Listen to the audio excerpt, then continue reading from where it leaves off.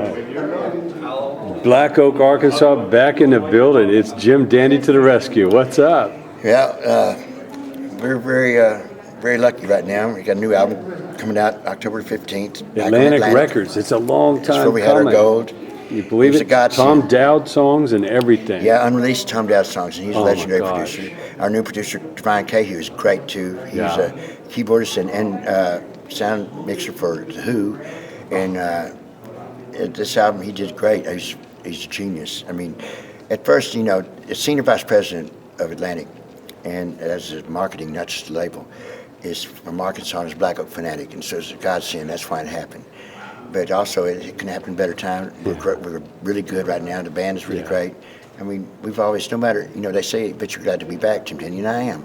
But really, that phrase means that we have media again, because I've been doing what I do all the time, but you're invisible until you have media. Right? That's right. And he's brought back a lot of these. We're doing a lot of interviews, doing a lot of stuff.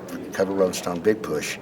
But I think he probably put his job in jeopardy a little bit when he first did this. But after they heard the album at Atlantic, he was a hero then, because it was that good. And we've got Plugged In and Wired is out on iTunes now, and I think they even put out Satisfaction, which that's again something Tom Dowd did, and we did it a long time ago. And it's a great version. I love the Stones. They're a real rock band. And even John Lennon told me that they were a real rock band, and the Beatles were a dream, and the dream was over, because they got scared after Shea Stadium, Sure. Because back then he had bad PAs and no monitors. Oh. And but the Mick, he kept the Stones touring the States and everywhere else every year. No matter if the conditions were chaotic. It's like John Lennon was the only one out of the Beatles that really, even though it was chaos, he wanted to do it, even if it wasn't perfect. Sure. Remember the Rock and Roll Circus by the Stones, where he had Keith playing bass, Les Paul bass, and had Eric Clapton playing lead, Mitch Mitchell on drums, and because the rest of them really after they got away from playing, they didn't want to play live anymore, like they didn't have to. He couldn't understand why. I met John Lennon.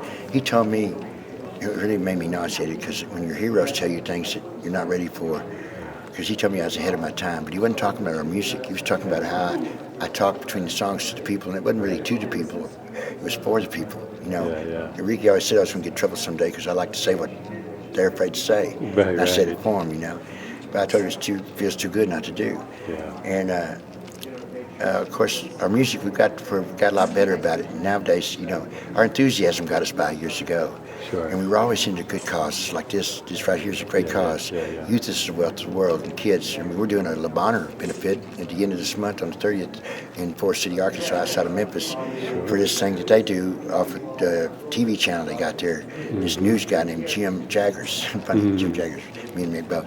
But he's a weatherman that does this Go Jim Go and rides a bicycle and does for charity, and everybody donates. And their biggest contributor every year is from Forest City. And next thing you know, with Ricky Reynolds, who I've been with since ninth grade. Sure. He's another original member. Right.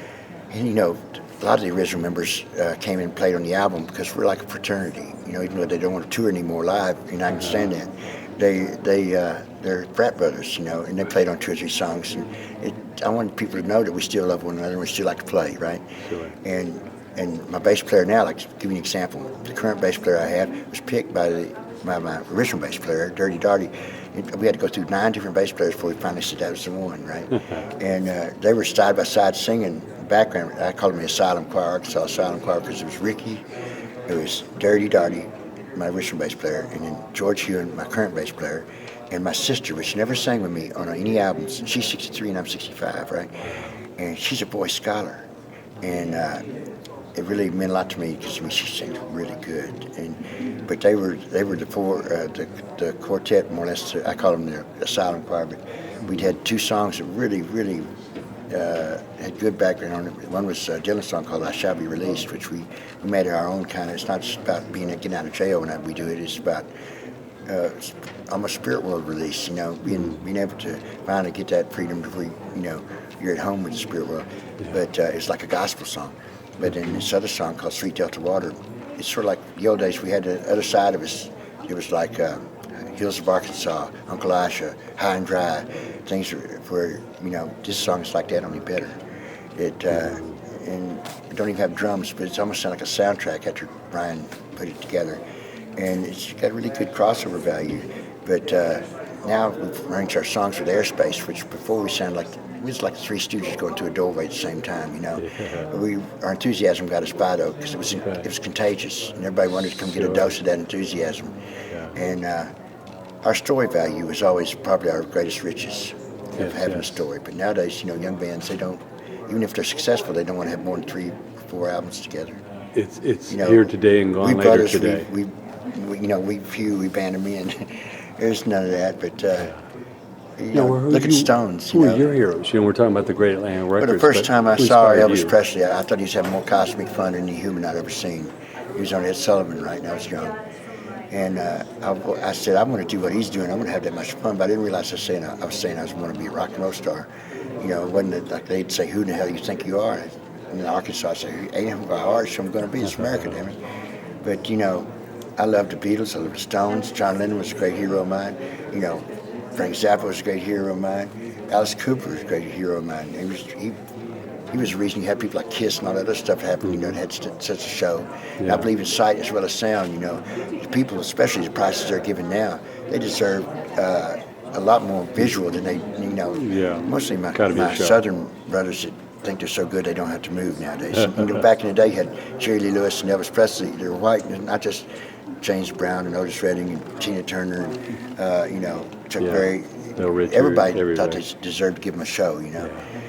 But now it's still different, you know. It's even worse now because, I mean, the vanity, you know, they think I'm vain. Well, maybe so. I mean, they think I'm arrogant. Maybe so. But, you know, I don't believe it's licensed to be an asshole to be famous. Sure. You know, because the main thing is keep the main thing. That's the main thing. And the people are the main thing, or you wouldn't have the great job we got. You know, and you got to always remember that, you know. It takes both. The gathering is a sacred gathering. And I'm the master of that ceremony. It's a sacred ceremony. And to be able to go out there and do what we do, it takes both sides to be able for us both to come out feeling uplifted and like some kind of a epiphany or a revelation, or feel like we've been a burden taken off and we can't put our finger on it really, you know. But we can't do it without an audience. The audience can't do it without us, you know. It takes both. And there's less people touring nowadays because the few there are cost asking too much money, like athletes, okay? And there's only so much money out there. It's not like it was back when they had us doing 300 days a year, because I love to do it, and I didn't realize it was wearing out my band, and also was oversaturating the industry, you know. And people don't have the money like they used to anymore. And if there weren't such thing as money, we'd all be rich. The smallest things mean much the biggest things, but it does exist in songs. It does. I got to have some for me and mine, like you do. We support our family. You know, I don't think all these imaginary lines from this dirt cloud in the sky. I don't really think we could own dirt, you know. And but that we fight wars over territorialism, you know. And nobody wins in a war, and a war is never justified. We should be able to get above it and learn to love it, and be able to. Can't we all just get along? I guess not. Well, you know, they say, of course, you with that bare chest and that arrogance, you influenced David Lee Roth and so many great frontmen. Maybe I did, but they weren't stealing anything from me. They weren't stealing anything from me. No, they created that thing. We all stood it's on all a shoulders mixture. greatness. Yeah. We all stood on shoulders greatness. Where'd that come from with you? It's like, I'm going to take my shirt off. I'm going to tight pants on. Actually, it's like playing sports, okay? It's like playing basketball. You want to wear our clothes and go out on a basketball court? Yeah. You're not even competing. It's very little, you know. You know, you have a tank top and some shorts, right? Because you're going to get hot out there. You're going to give them a show. You also don't want to eat a big meal before you go out and do it, because you're liable to be chucking the colors. But, you know, it's all connected to sight and sound. I wasn't trying, when I wore the pants, it wasn't because I wanted to show off anything that was not anything abnormal to anybody else, right? Although their imagination might take some place. But I was ripping out of pants because I was doing splits and everything else. And I saw Rudolph Nurier once and I asked my third wife, Nancy, I said, what's that material? She said, that's girdle material, turned inside out from the shiny side. And mine had back pockets and a fly, but because of that, you know, when I met Frank Zappa, he yelled at me. He was one of my heroes too. I went to a restaurant. We only had one gig together. It was a festival, and I went in this restaurant. And he stood up at his table and said, "Jim Dandy, come sit with me." And I'm going, oh my God, you know. I walk over and he goes, I love Hot and Nasty. And I said, I love titties and beer, you know. Because Hot and Nasty was supposed to be sort of like a sex song with sense of humor, supposed to be a joke. Yeah. You know, but I guess the parents threw him off or whatever. You know, he took it serious. But, you know, I didn't think people should feel so guilty for having sex. But at the same time, we had songs like Halls of Karma, Lord Have Mercy on My Soul. Yeah. And things that were, before there was religious rock, you know, when we came out, there wasn't FM radio. Right. Nobody thinks about that. And young kids, when I tell them, forget about the internet. No FM radio. FM. No color TV. I just tell them 2 words next time. Answer yes or no answers, right? You just want me to do it. You don't care if it's good, right? Well, tell us I got this. plenty of time. That's why I came here to help the cause, right? Y'all in a hurry? Fine. Okay. No, tell us this, Jim. For the kids. I'm saying all this for the kids, right? We can continue back at the table. I'll come to the table. Oh, I'm just kidding No, her. I know. I'm just kidding her. I'm just giving River. She knows I'm not serious. But Jim Dandy, what advice would you give that young singer, that young band coming up today? What do they got to concentrate on? What do they got to push aside to really have a shot? Because they're, you know, everybody's looking for a shortcut these days. Well, you know, there is no fast money. Don't look for the fast money because you'll never get it. You know, nothing is worth doing that's done in a hurry. All right? And especially if it's good. And try to be true to your heart, you know, true to yourself and true to your people. You know, remember that the main thing is the people. You know, because then you get a great job and get to do what you do. And remember that you can't let it be a license to be an asshole. Always remember that we're lucky to be here.